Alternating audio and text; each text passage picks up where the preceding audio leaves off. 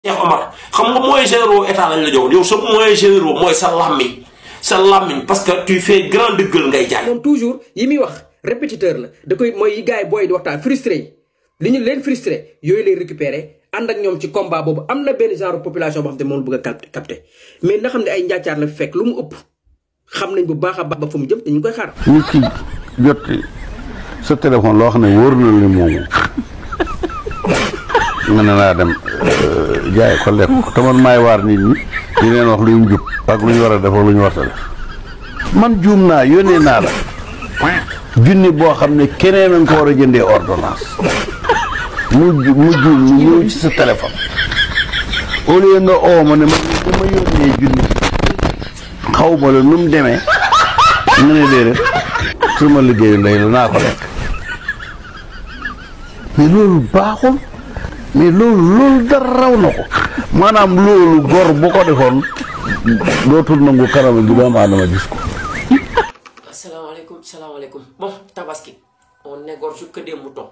Ne soyez jamais mouton dans votre vie.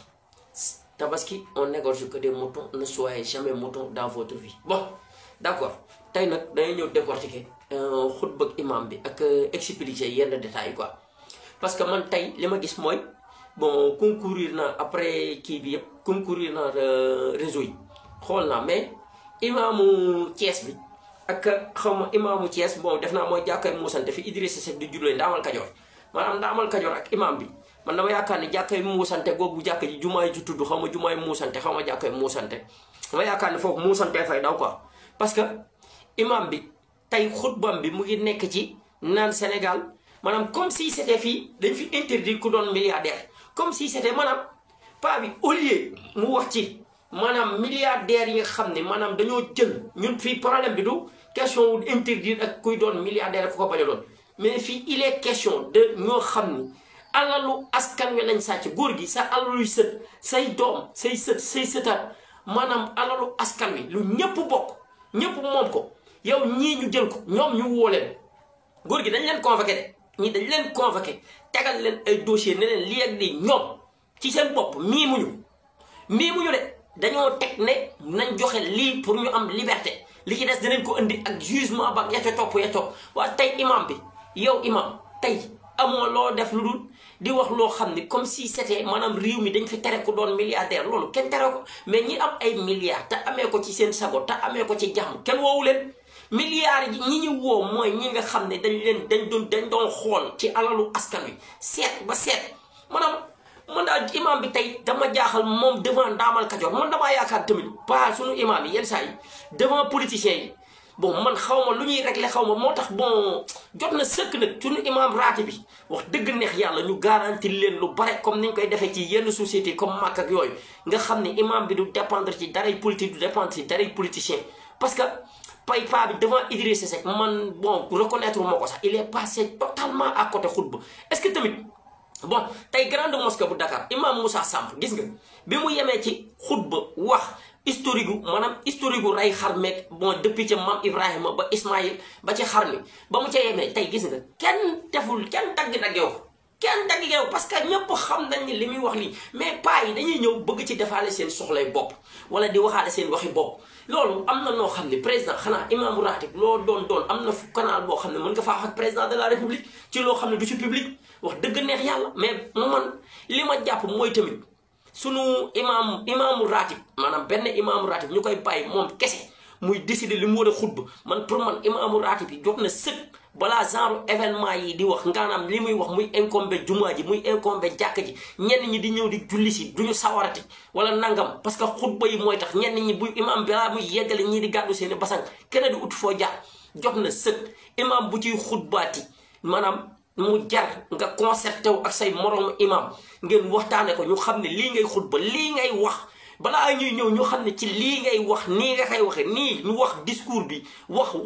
bu ko defee bu imam yi validé ñu xam ne lii yëpp responsabilité comité bi yëpp mais nag man damaa jàpp ne imam buy xutba à lui seul mu bind xutbam wax lu ko neex dem yoonam après jumaa jooju mu incombé jumaa ji mu incombé ñëpp jaru ko quoi wax dëgg neex yàlla maa ngi waxat tamit boo ci ñi nga xam ne maanaam ñi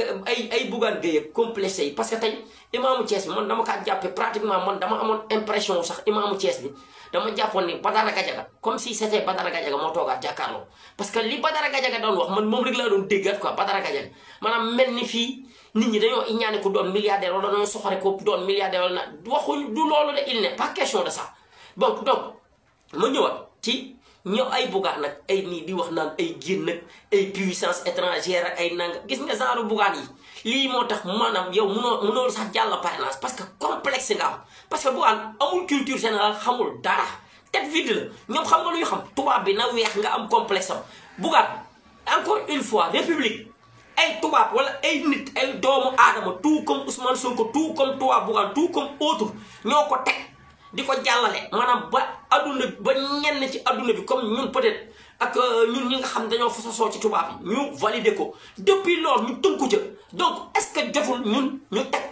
teg suñu modèle boo xam ne ci modèle changement bi ñu bëgg ak bi nga xam ne Sénégal ci la war a jëm déjà li koy wane mooy Sonko ak Diomaye ci modèle solo modèle maanaam di sol ay costume ak di la exiger ay conseil des ministres ay costume boo seetloo yooyu yëpp dañ na fi yooyu yëpp wàññeeku na fi tey suñu tailleur yi loo mën a wax am na ci ñoo xam ne ñu ngi ñaw ay ñaw yu simple Sénégal gars yi xëccoo ñu solu ay jesner xëccoo ñu juutu ay grand boubou te yi ñu sol c'est chez nous Sonko fu mu dem suñu culture lay véhiculer te Sonko tey il est devenu un leader boo xam ne yow loolu ngay wax noonu ay république ak ay ouverture ñun on a dañuy prôner d'abord enracinement d'abord ouverture ensuite tey Sonko ak Diomaye complexe bi ñu dindi mooy président bu fi falu dem looy teg ci loxo France na ne looy teg ci sama loxo tey loolu dañ na fi France moom mooy soxla Ousmane Sonko di ñëw di xool moom lu muy teg ci loxoy Sonko di ko imposer gagnant Bougane il faudra nga ngeen xam maanaam yéen fi réew maanaam askan wi dañ leen raw Bougane yow askan wi dañ leen raw de trop bon j'en glisse aussi maa ngi glissé ci le cas Cheikh Omar Diagne parce que Cheikh Omar Diagne cas spécial la Cheikh Omar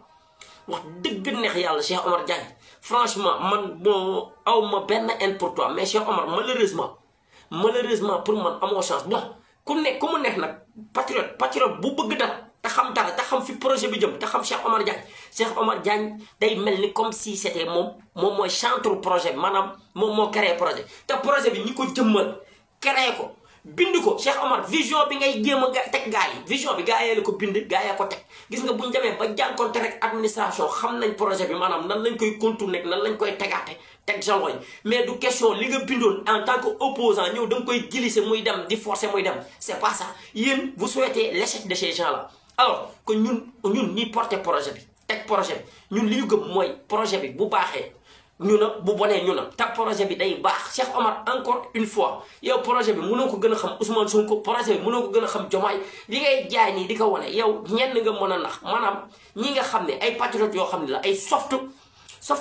conscience la am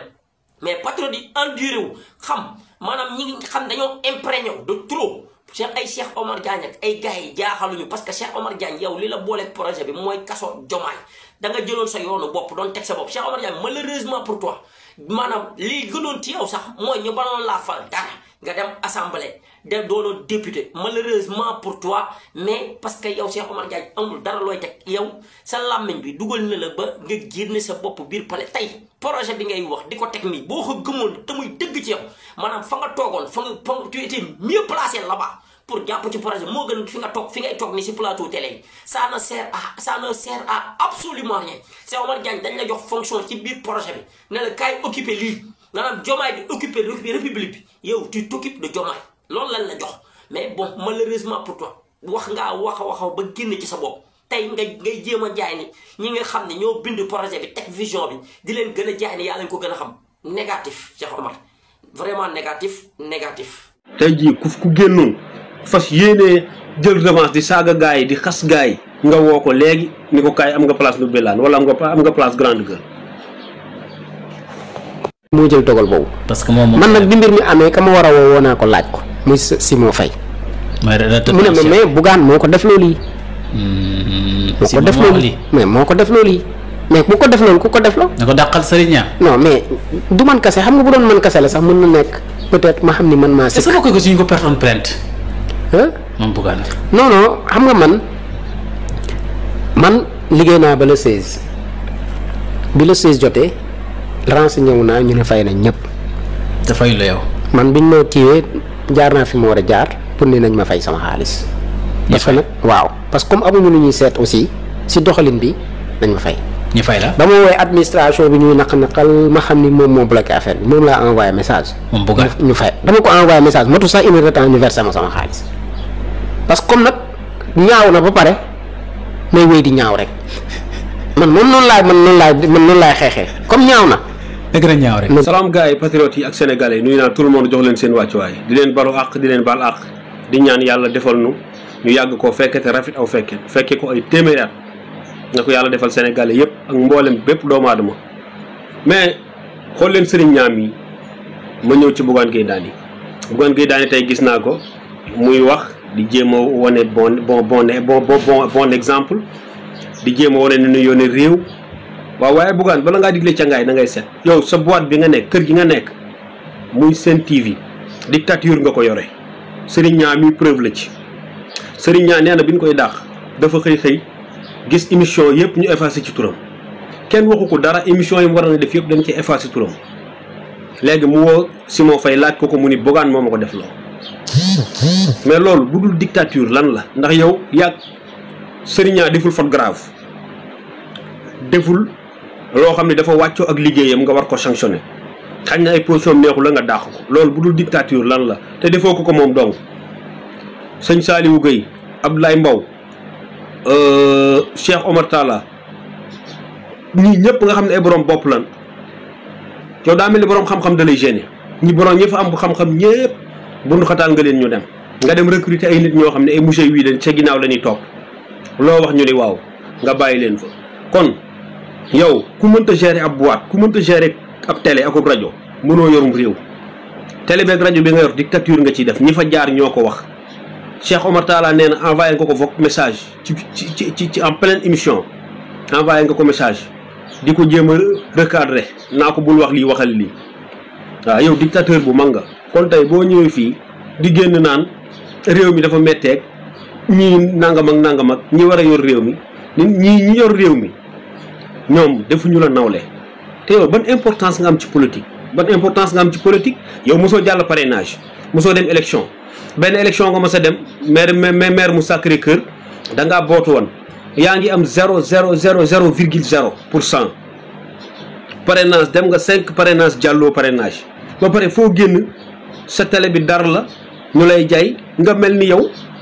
yaay numéro 2 opposition bi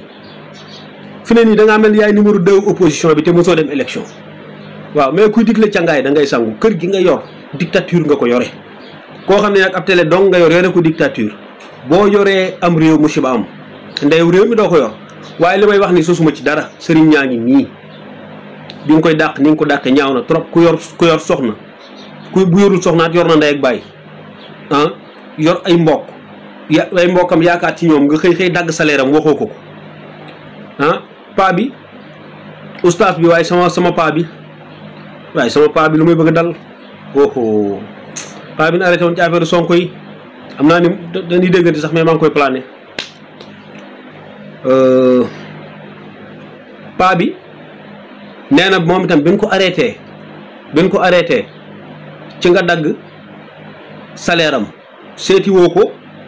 fayatoo ko salaire am waaw loolu ba pare yow nga génn di da ngay joxe bon exemple ab dictateur nga mais li nga def Serigne Niang def ko sëñ Saliou Gueye def ko Ablaye Mbow def ko Cheikh Omar Talla ba ci Fatou Abdou Ndiaye dañ koo bundu xataal ba mu dem nga dem jëli ay ñu kenn xamul teg leen ci sa télé bi ñu lay waxal lu la neex rek ko tey jii ku génnoon di saaga Sonko di saaga Diomaye di dal ci régime bi léegi nga woo ko embauché ko jox ko place ci grande gueule wala jox ko place ci Ndoumbelane loolu rek ngay def waaw tey jii ku génnoon fas yéenee jël revanche di saaga gars yi di xas gars yi nga woo ko léegi ni ko kaay am nga place Ndoumbelane wala am nga place grande gueule. Asalaamaaleykum. Bon les gars, il va falloir que je revienne aussi parce que trop c'est trop. Parce que aussi il y a du Cheikh Omar Diagne parce que Cheikh Omar Diagne vu sa posture parce que Cheikh Omar Diagne il a choisi le moment te aussi Cheikh Omar Diagne c'est quelqu'un qui choisit bien son moment xam na ni moment wu déjà weekend bi dafa gudd dafa long ba pare moom xam na ne tabaski na tey ci ajjuma ji donc tabaski nit ñi luñ soxla maanaam luy baalu ak luy tàppale xol yi luy jéggalante mais bon Cheikh Omar Diagne il a préféré moom di tirer di fusiller encore un autre maanaam le tirailleur Cheikh Omar Diagne et encore c'est tiré encore des balles bon parce que qu'est-ce qu'il fait Cheikh Omar Diagne daa choisir moment wu tabaski bon mu tirer li ko neex tirer na ci li ko neex léegi kan mooy Cheikh Omar Diagne Cheikh Omar Diagne mooy ki nga xam ni moom ak Diomaye ñoo bokkoon kaso te Cheikh Omar Diagne projet bi encore une fois projet Pastef yóbbu ko kaso Cheikh Omar Diagne ci lii ñu boppam la nekkoon Cheikh Omar Diagne boppam la doon teg boppam di toj boppam ba yàlla mi dara tëwul boole ko Diomaye benn kaso Cheikh Omar Diagne foofu daa njablu Diomaye daanaka Cheikh Omar Diagne njablukat la ab njablukat la njablu Diomaye ba Diomaye gëm ko ci yi muy wax ak yi muy théorie mais malheureusement après Cheikh Omar Diagne vu que bi Diomaye nommé ko parce que bi ko Diomaye falee fenn sax ñëpp a ngi naan Diomaye def na erreur monumentale parce que Cheikh Omar Diagne li muy jiñaate moom la doon Cheikh Omar Diagne daa tricheur la Cheikh Omar Diagne tricheur boo xam ne la maanaam làmmiñ benn neex tricheur bu làmmiñ bi neex la parce que Cheikh Omar Diagne bu nekkoon ku compétent nekk ku mat li mu doon di doon li muy doon yaa xayti gëm projet bi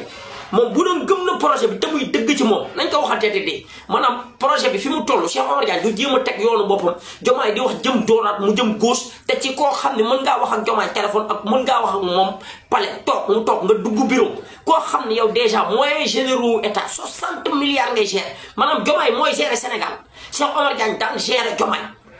gis ngeen affaire bi ni muy demee Cheikh Omar Diagne kooku la woon maanaam ki nga xam ne Diomaye moom mooy gérer na Sénégal ci boppam Cheikh Omar Diagne moom di gérer Diomaye li muy lekk li muy naan kuddu fourchette paaka lépp luy dugg biir palais maanaam biir palais pratiquement Cheikh Omar Diagne moom moo nekkoon Diomaye mooy président de la République en quelque sorte mais Cheikh Omar Diagne moo nekkoon président au palais mais kooku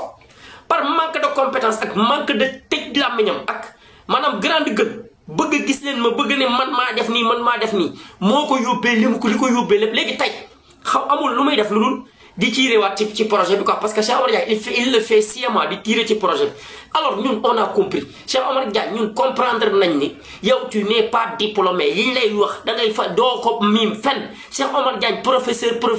gars yi des fois am na ñu lay wax naan la Amadou Hampâté Bâ lay jàngale kenn du la wax Cheikh Omar Diagne ban matière lay jàngale ak lan lay jàngale boo nee ni mu ne la professeur économie ba pare moom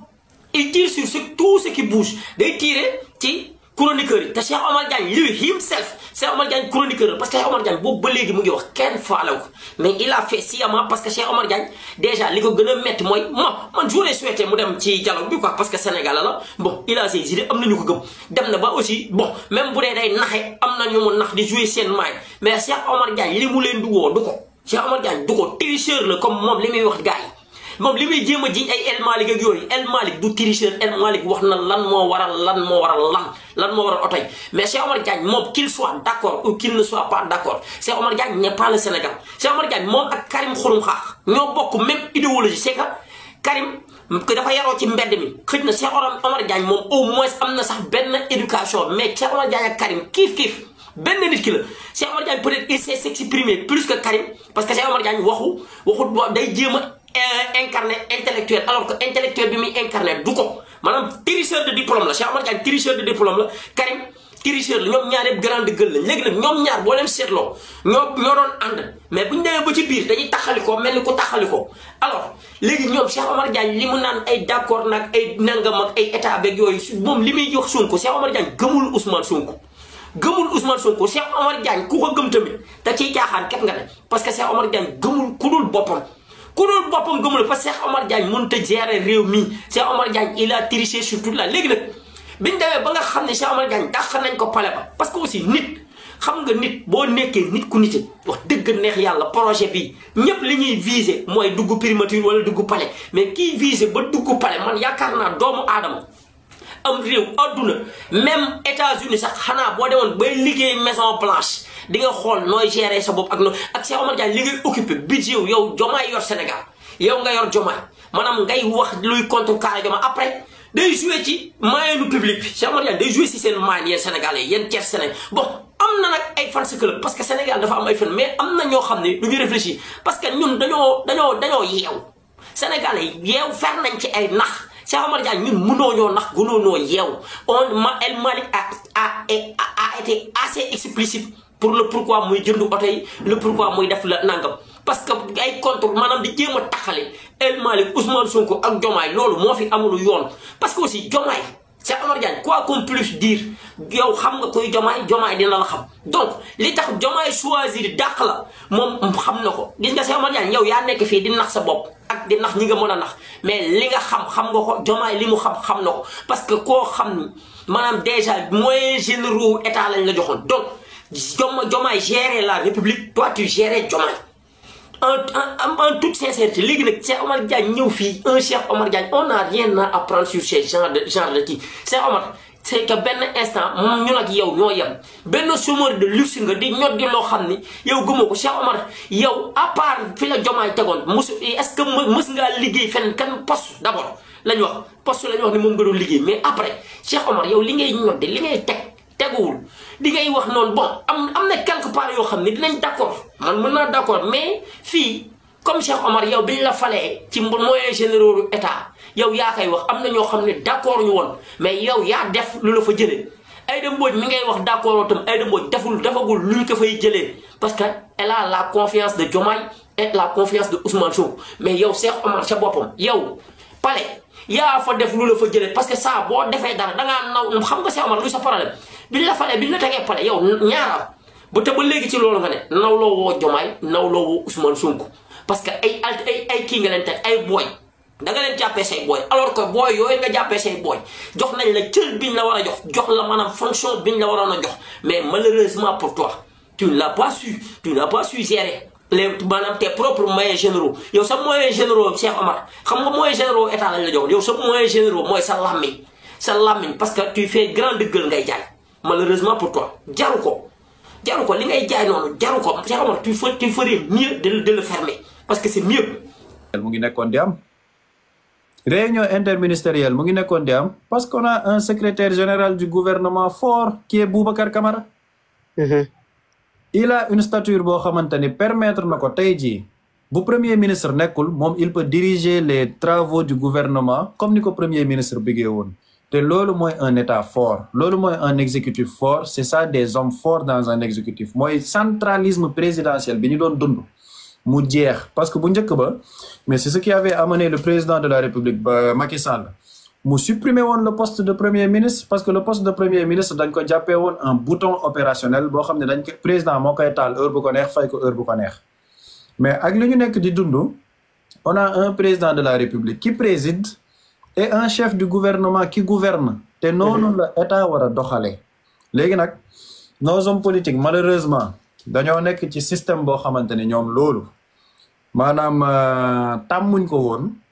xamuñ ko donc ils sont dans un choc psychologique boo xam ne loolu mënuñ ko accepter et c'est ce qui fait ñuy produire man quand je vois les textes de Thierno Bocoum je vois Abdou Mbow vociférer dem ci marche contre l'homosexualité alors que lui qui était de Benno Bokk Yaakaar ci biir Assemblée nationale ñoom ñoo rejeté cette proposition là donc wallahi on a des gens yoo xamante ni ñoom maanaam xamuñ fu ñuy taxaw donc lenn moo leen dese dem ci médias yi di pëndal di jéem a wax Ousmane Sonko lii Ousmane Sonko là mais quand vous parlez d'un homme depuis 2014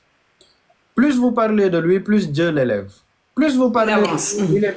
il est plus aimé par la population yaa xayti waxtaan leen ak moom ci xam-xam parce que li may wax tout le temps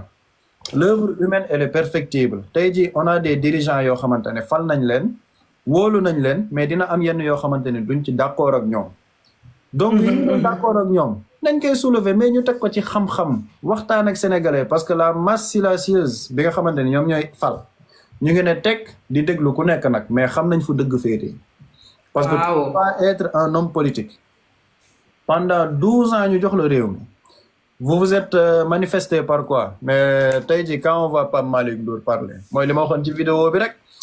yow tu t'es fait remarquer par ton arrogance par ton outrecuidance mais surtout par ton ignorance parce que balaa moo gën a wax lu mu maîtriser wul rek gën a xulli bëti xam nga donc yow bu fekkee ni ci loolu lañ la gën a ràññee mais tu ne peux pas un an après nga nekk dans l'opposition mais tu veux nous faire des leçons de morale alors que tu t'es fait remarquer dans des recrutements de nervis maanaam il faut respecter l'intelligence des Sénégalais gis nga Sénégal gii ñu nekk nit ñi ay borom xel ñoo fi nekk te fàttewuñ nit ñi feebar nañ ku ci nekk yaa ngi dox ak feebar wala yaa ngi dox ak pression mais eggaguñ ci dofuñ. déedéet dofuñu moom. nit ñi mën nañ ràññee mënuñ def li ñu def fii yépp ba pare ñëwaat ne ñoom ñoo ñuy jox des leçons de morale par rapport à comment gérer un régime. Comment tu peux laisser et cacher une dette de plus de 5 000 milliards et toi c'est toi qui veux nous faire des leçons d'économie mënul nekk. donc foofu. man laay woo xam naa laa moom damay live bi neex na torop gëjoon naa live depuis 2 mois mais live bi neex na torop foofu laay tëj pour wax après ma bàyyi leen yéen ngeen tàggatoo pour wax ñi nekk ci live bi ñëpp ak ñi nga xamante ne ñu ngi suivre ñun production vidéo yi ñuy def que l'importance par rapport à surtout nous cette jeunesse mooy ñun nañu focaliser wu sur les débats d'idées nañu focaliser wu sur des réflexions yoo xamante ne day amal njëriñ suñu réew lu mu soxla parce que ñun doole bi ñu am jamono jii nii par rapport ak kattan bi ñu am suñu âge may ñu ko dañ ko war a gën a concentrer ci ni ñu mën a amalee njëriñ suñu réew c'est ça le plus important il y a eu des gens qui ont eu la chance ñu teg leen ci yenn postures yi gis nañ li ñu def on a eu la chance aujourd'hui de s'être battu pour une alternance am ay njiit yoo xamante ne am nañ yaakaar ci ñoom nañ leen gën a accompagner représenter une sentinelle pour ces gouvernants ba lépp lu ñu def lu baax ñu génn di ko wax sénégalais yi lépp loo xamante ni gis nañ ñu war nañ ko gën a def ñu def une alerte ne leen fii war ngeen ci gën a def ba ay jéego parce qu'on a la chance d'avoir des dirigeants qui écoutent leur peuple te loolu dafa am solo quand une jeunesse et une population a la chance d'avoir des dirigeants yoo xam ne dañ leen di déglu lépp lu ñu jàpp ni des na nañ leen ko gën a fësal di leen ko wax di leen ko alerter parce que dinañ am njort ni ñoom dinañ ci saafara dara te loolu maa ngi koy gis ministre Cheikh Tidiane Dièye di ko def à chaque fois qu'il est interpellé ci réseau yi ñu ne ko dëkk bi am na problème mu ndox dëkk bi am na problème mu lii dañuy gis ces services dañuy intervenir automatiquement. waaw elle est très pragmatique. et c'est pour ça la ñuy fal ay nit pour ñu yore suñu réew donc quand on a des dirigeants qui sont comme ça ñun à notre niveau. fal nañ leen wóolu nañ leen mais il faut qu'on les accompagne dans ce développement parce que accompagnement boobu ñun jeunes yi ñoo ko mën a def ñun ndaw ñi ñun ñoo ko mën a def ñun population bi ñun ñoo ko mën a def ci lan ci débat wu xam-xam concentré wu sur l'essentiel éviter la diversion bañ a daanu ci manipulation ñenn ñi di dem à l'information lépp luy xew ci journée bi il y a un journal télévisé yoo xamante ne dañuy wax lépp luy xew ci réew mi ñu dem xool politique publique yi lan mooy avancement bi le gouvernement lan la ñu liggéey semaine bi telle direction lan la def et c'est comme ça qu'on va aider notre gouvernement c'est comme ça qu'on va aider nos nouvelles autorités xam naa yaayu man loolu dinaa ci waxtaan ak yow ci suuf mais incha allah am na loo xamante ni ñu ngi koy waajal bëgg ko lancer la semaine prochaine par rapport à une structure boo xamante ni ce sera une structure citoyenne boo xam ne ci loolu la ñu bëgg a teg suñu tànk vraiment avoir cet impact au niveau de la population et puis inchallah di leen ci jox rendez-vous. dama leen koy wax nag et si vous voulez moi j'ai tenu pendant 5 ans on a voulu m'imposer une façon de faire que j'ai refusé boo leen bëggee ñu dem ci loolu nag je suis prête et moi je suis très à l'aise dans le conflit et dans le rapport de force dama leen koy wax ba mu leer ñun ñenn ñi c'est des hommes politiques ba ñuy nguuru seen nguur amaluñu ma sama télé benn njëriñ. C'est pas aujourd'hui la ñuy ñëw di ma jéem a porter loo ay combat je ne suis pas là pour porter le combat de qui que ce soit je porte le combat de la vérité de l'information kese et je porte le combat de ces millions de personnes là qui regardent cette émission là et qui aiment cette émission là ñooñu ñoo ma intéressé mais pas seen waxu kasaw yi c'est une précision que je tenais à faire parce qu'il y en a assez. salaam gars yi jaar naa tout le monde jox leen seen wàcc waaye saatoo ngay wat mbar ma saatoo ngay wat mbar ma maanaam Maimouna Ndour Faye mi ngi dal ci waa kaw Sen TV chroniqueur Sen TV tuddul seen tour directement waaye ñu naan tey xam na ne ñoom lay waxal mais Maimouna Ndour Faye fi nga juumee mooy da nga ni li ngeen daan reproché waa Pastef yéen a ngi koy def mosoo gis benn chroniqueur bu affiché wu di jàppale Pastef di dal ci ay journaliste wala benn chroniqueur bu affiché wu buy jàppale Pastef di dal ci ay journaliste li nga daan gis kay mooy militant yi Pastef wala sympathisant yi Pastef ñoo defan benn bloc ci réseaux sociaux yi kun gis ngay yàq loo xam ni da nga jóg ngir yàq projet bi ñu attaqué la mais man musuma gis ay chroniqueur wala ay journaliste yuy dal ci ay journaliste quoi comme nii ko waa Sen TV di defee waaye seen TV li ñu def dafa ñaaw et puis fi nga yaa ngi naan ay chroniqueur ngeen wala ay activiste déedéet yaa ngi jóom ñii dul ay chroniqueur ñii dul ay activiste ay politiciens déguisé lañ léegi sax nëbbu tuutun fàng lan def maanaam dañuy xeex par procuration dañuy yóbbante xeex dañ leen di yóbbante xeex ñu ñëw di wàcc di xeex ci télé bi waaye nag ba bëgg leen a xamal ni leen Bougane seen patron wax leen ko ni ko yóbbante galgal ubbul làmb léegi ñëpp Sénégalais yëpp détesté nañ leen ñëpp weddi nañ leen ñëpp xam nañ ni ngeen di doxalee quoi chaque jour ngeen gis teet yu bees seen TV chaque jour ngeen gis teet yu bees seen TV ñuy recruter ay nit yu kenn xamul fu ñu jóge di leen indi ngir lan saaga Sonko saaga Pastef saaga projet bi rek moom amatuñ ci lu ñuy jomb amatuñ ci lu ñuy rus amatuñ ci lu ñuy jomb amatuñ ci lu ñuy rus journaliste bu wax dëgg sax ñu attaqué lañ la da ngaa far wala da ngaa jënd glace loolu ba kañ seen patron jéem na jàllul mu xam ne du jàll mu dem wuti ay nit ñoo xam ni ay monsieur wii leen amuñu bañ parce que nag ku ëmb sa sangal ëmb sa kersa ku sëñ ta bañ sañu nangu waaye li ngeen di def ñaaw na waaw ki ngeen yaakaar ci politique da ngeen di affiché wu ni léegi gëm sa bopp lan bokk dem politique yi moo gën waaye télé boo xam ne yéen ñëpp da ngeen faa toog di def politique ba ñëpp xam ko télé bi seen ligne éditoriale bi lépp mooy attaqué benn régime attaqué régime bi amu leen ci lu ngeen di nëbb di sos di wax lu dul dëgg di attaqué régime bi journaliste bu invité waa TFM waa journaliste bu invité waa Pastef sax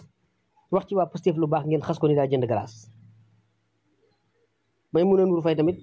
man yu ci bari ànduma ci woon ak moom ndax jamono bi fi Macky Sall nekkee daana invité waa Pastef mais bu leen ma saana invité du leen may sax ñu exprimé wu du leen may sax ñu wax waaw xañ na moom itam loolu lii moom mooy doxale noonu waaye jamono bi fi Macky Sall nekkee may mun a Ndour Faye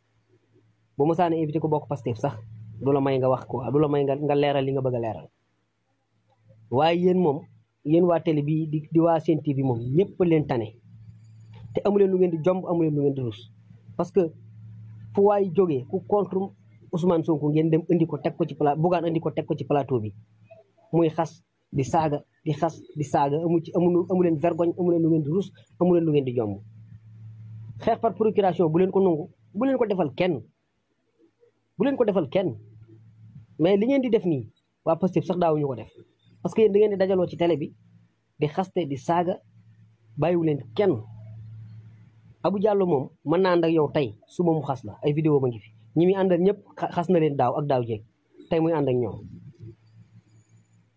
waaye nii ngeen di def nii Sénégalais yëpp det ñëpp weddi nañ leen ñëpp parce que xam nañ ni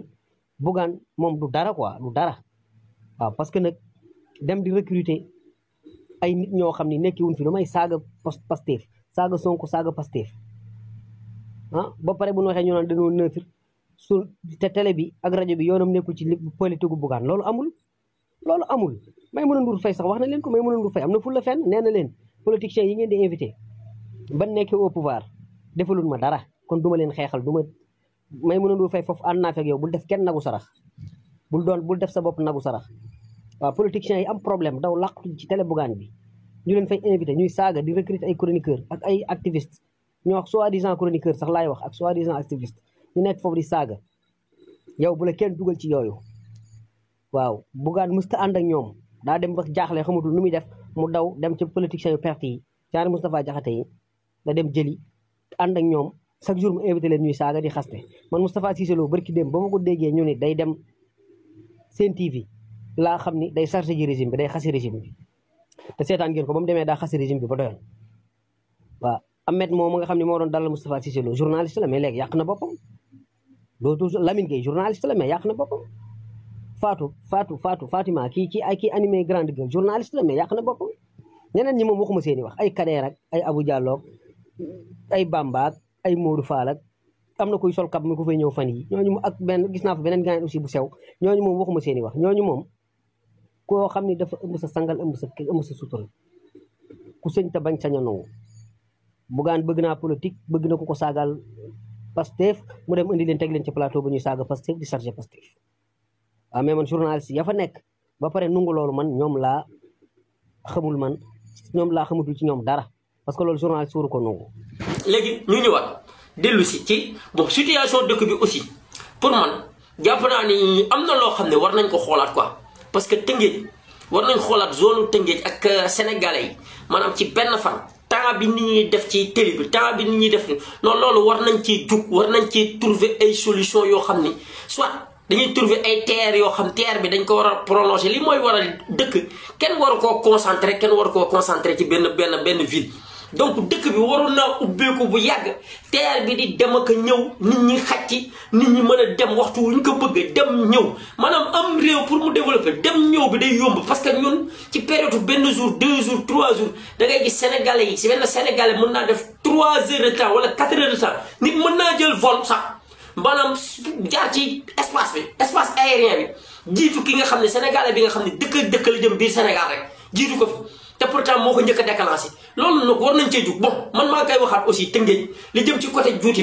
bi position Tëngéej position Carrefour la encore une fois képp koy dugg Dakar mbaa ngay génn Dakar foo jaar nga jaar Tëngéej donc Tëngéej position Carrefour la dans péage bii dañ ko créé pour mu créer solution jusqu'à présent Tëngéej bouchon la au niveau de juuti bi war nañ fi mën a def genre échangeur wala je ne sais pas quoi mais war nañu cogiter ci lu déclenché maanaam Tëngéej ak diggante Tëngéej ba Diamniadio franchement les gens y perdent énormément de temps des fois di nga jóge fii benn distance ak nii rek Diamniadio ak Tëngéej rek mën nga def Diamniadio ba juuti ba mën nga def 1 heure de temps minimum 1 heure de temps mën nga ko def ci yoon bi Diamniadio juuti ba képp ci benn distance boo xam ne du dara Diamniadio juuti ba waru mat ta mën a mat 20 minutes Diamniadio juuti ba ci oto bu normal war ta mën a mat 20 minutes mais 1 heure de temps nii dina ko def ci yoon bi donc ma gili si waat ñëw ci diplomatie bi ñuy wax ci Macky Sall Nations Unies bi ñu koy annoncé bon c'est vrai que ni gisuma ni Macky Sall moo annoncé boppam Nations Unies mais man li may wax dañ ne les Nations Unies maanaam nations yi ñooy unir maanaam teg kenn mais ki nga xam ne moom nation moo ko vomir léegi nation yi naka la ñuy unir ci benn personne boo xam ne déjà c'est sa propre nation qui l'a vomi Macky Sall nation maanaam nation mooy nation Sénégal maanaam nationalité bii nga xam ne Macky Sall moom la yor nationalité boobu boo fi indiwoon Macky Sall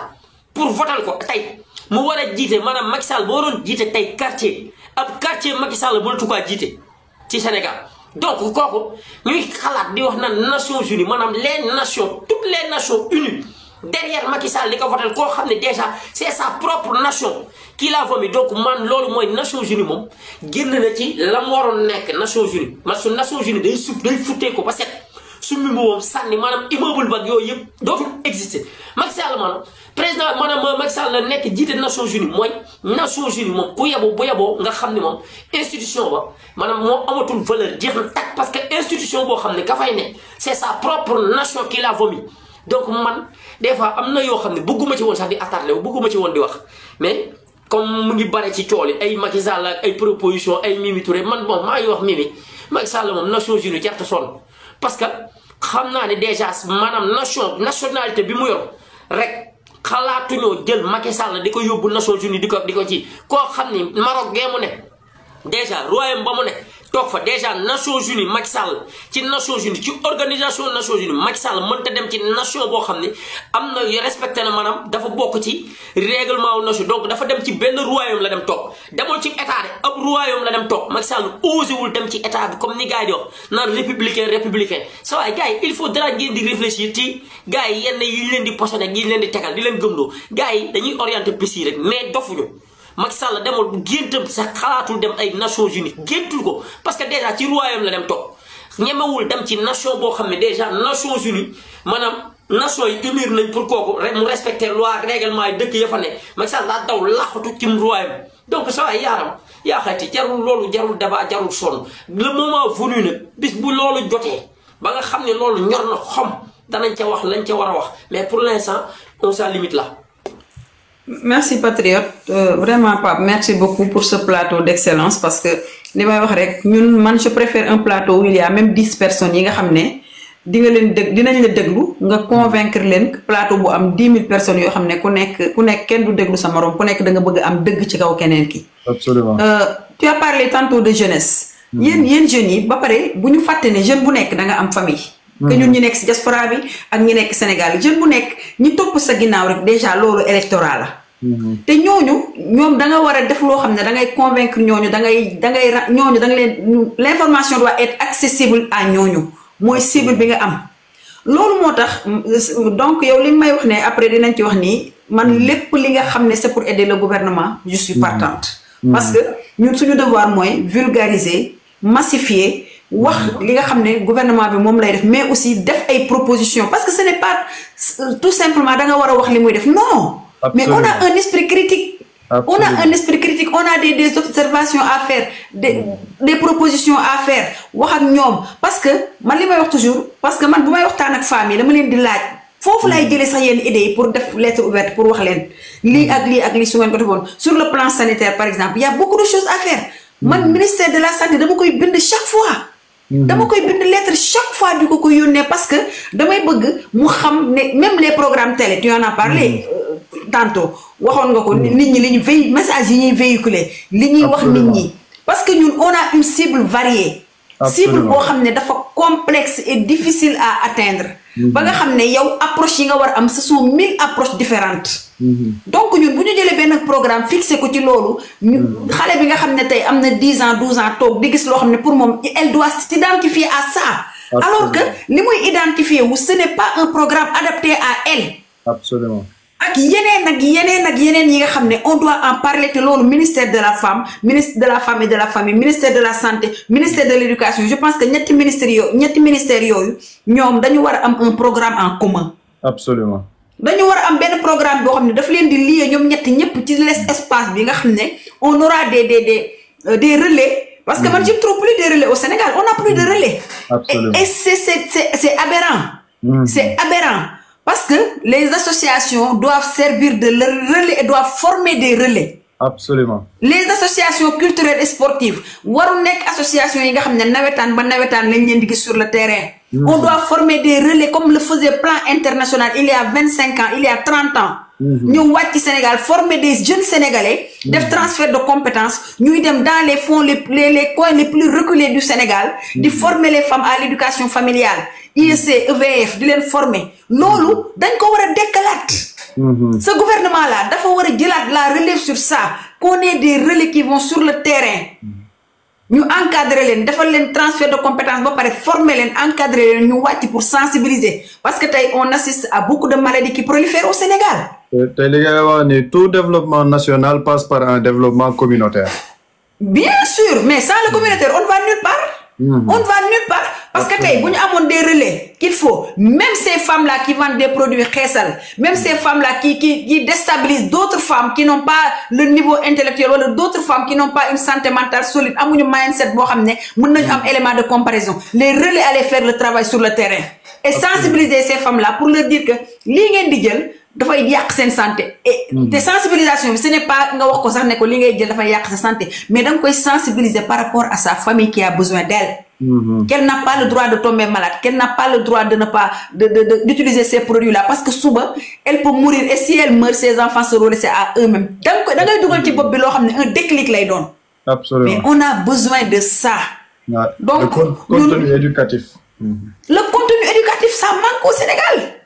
Ça manque drastiquement parce que mais un parent qui n'est pas éduqué, un parent qui n'a pas un bagage, parce que quand je parle de bagage, encore une fois, ce n'est pas un bagage intellectuel. Absolument. Parce que c'est très important parce que les gens quand tu leur parles, ils pensent waouh, qui dafay ñëw dañu wax ne ñun jànguñu wala dañu non. moo tax ma ne la on doit avoir 1000 approches différentes parce que mën nga dem benn village ki fa jàng ak ki fa jàngul nga bëgg a wax ak ñoom def benn causerie yow approche bi ngay am ak ki jàng ak approche bi ngay am ak ki jàngul du doon la même parce que ki jàngul moom mooy gën a réticente d'abord parce que day dugg ci monde bu mu xamul. Absolument. Donc yow tu dois être prête à recevoir son nom son veto ba pare nga convaincre ko na pour mu ñëw fekk si la. et loolu relais moo ko mën.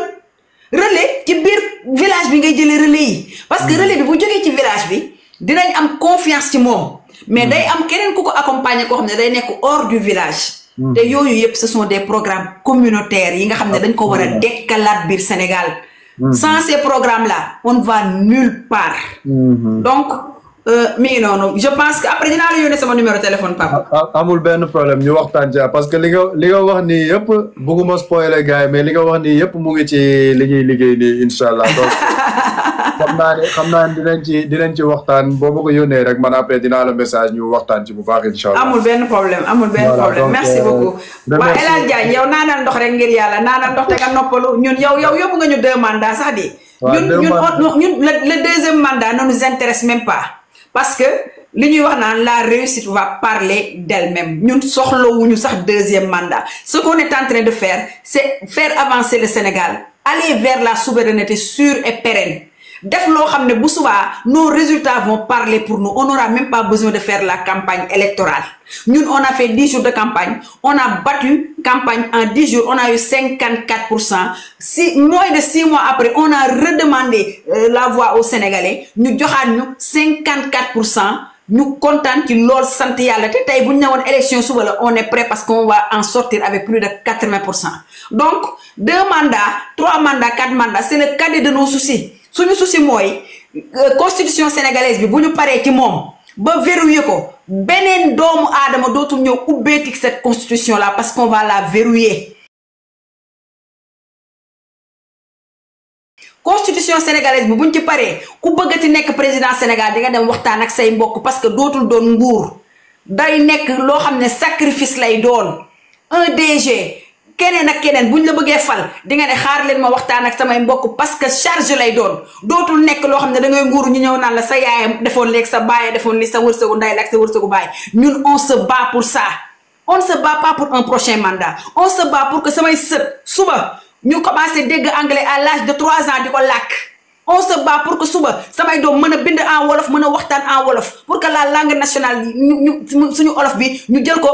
valoriser ko on se bat pour que suba samay doom duñu soxla jël avion ne dañuy ñëw Europe mais ils vont rester en Afrique parce que Afrique foofu mooy avenir ñun on se bat pour un Sénégal meilleur pour une souveraineté leneen intéressé wuñu nguuru intéressé wuñu yéen nag yéen kulunaay dem leen ngeen toog ñun on est là pour 100 ans dem leen ngeen noppalu gis ngeen suñu mujadid bii ku sell ku gën a gën kii yàlla gërëm gis nga kii benn yoon la ko yàlla di wàcce na ko ba pare pour les 100 ans à venir moom dong la woon pare na moom la fi yàlla wàcce mooy defar Sénégal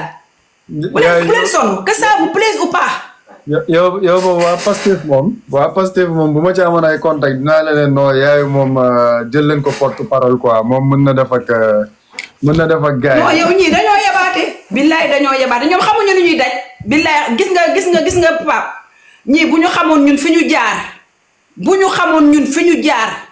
ñuy xool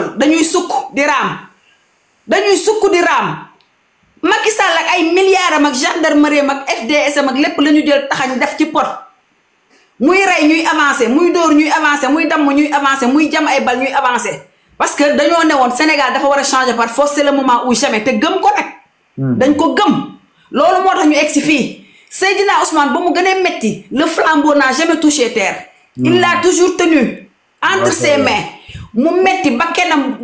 la jëloon teg ko ne Sénégal day baax wala sama bakken te ba mu taxawee waatal leen ne leen 2024 dañuy jël réew mi man boobu laa xam ne ñun dañuy jël réew mi 2024 ba mu ñëwee Europe yi ba mu ñëwee lu mu njëkk a wax taxaw leen ma wax leen kan maay kan musuma ko wax mais Seydina Ousmane Sonko ñun boobu la ñu convaincre ñun boobu la ñu convaincre bi mu ñëwee fii wax ak ñun ñëpp toog mu wax ñu mooy kan loolu du lu tuuti un leader ku ragal du ko def liggéey naa 15 ans impôt et domaine ku ma mës a jox dërëm Sénégal ba mu daj génnal nga wax ko bu dee man mës naa laa laaj wax ko boo ma mësee jox wax ko boobu ba léegi kan moo génn wax ko il a les mains propres góor la jullit la mën na li ma leen di wax toujours ngeen di mer yéen kulunaay dama leen ne mën na takk sëy mën na jiite juma mën na sang néew mën na wàcce kaamil mën na tudd doom musuñu koo am ci Sénégal c'est la première fois kon musuñu ko am nañ ci jàpp ba mu dëgër dañ ciy jàpp ba mu dëgër parce que xam nañu lu ñu yor yéen kulunaay nag yéen ñi nga xam ne yéen a fi toog naan ay yaa fatiha yaa subhanallah yu kenn xamul fatiha bu sell sax dañ leen koy bindal ngeen koy liir di ci juum may leen nit ñi jàmm ngeen noppal ñu ngir yàlla ñun ay nit ñu yiw lañu yéen ba ngeen demee ba xam ne amu leen lenn lu ngeen ñu tuumaal xool ngeen fépp ku ne corrompre ngeen ko woo ngeen ku ne ko seedeel ne Seydina Ousmane Sonko mës nga kaa jox xaalis ñépp ne leen déedéet musu ñoo jox dara fu ngeen mujjee Adji Sarr ci ngeen mujjee ak Sweet Beauté alhamdulilah parce que Sweet Beauté ak Adji Sarr ñooñu exiloo fii tey parce que yéen seen naafeq ak seeni fen ak seeni njuuj daaj yàlla daf leen cee fekk ëlbati ko jox ñu pouvoir bi yéen li ngeen def yëpp ndeysaan pour yàq da muy gën a kawe mais xanaa amu leen imaan tuuti bu ngeen amoon tuuti imaan ngir yàlla di ngeen gëm ne kii mooy defar Sénégal ngeen noppal non mais ñii gëm naa ne du imaan la ñu ñàkk sax ñoom Bachir lañu ñàkk bu ñu amoon tuuti Bachir rek xëy na wallaahi dinañ xaw a noppaliku bu baax a baax parce que yàlla moom bu tracé nga bëgg effacer moom day effacer doo ko tracé day xaw a doy waar Diop maa ngi jégalu bu baax da nga fekk ñu doon tëj live bi parce que def nañ plus d'1h30 de live mais xam naa ne nii moom